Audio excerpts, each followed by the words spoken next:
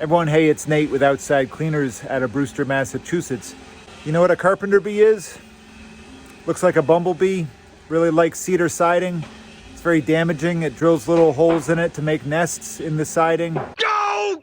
Very expensive to repair. Well, there's something you can do about it. Got one of them behind me. It's a carpenter bee trap. Basically, this thing has some pre-drilled holes in it. Carpenter bees come around looking for trouble. Oh, instead of drilling their own hole, they'll just go in this one. They end up in a little chamber they can't get out, and they croak. They make these in different shapes. Some are very basic. I often make my own out of a piece of scrap 2x4. The idea is always the same. It's a pre-made hole in a little chamber that the bees find their way in and can't get out. So again, those are carpenter bees. Those aren't bumblebees. Look similar, but they're different. The carpenter bees are very destructive. If you have them around your house, I recommend one of these type of traps, or give me a buzz. I'd be happy to install them for you.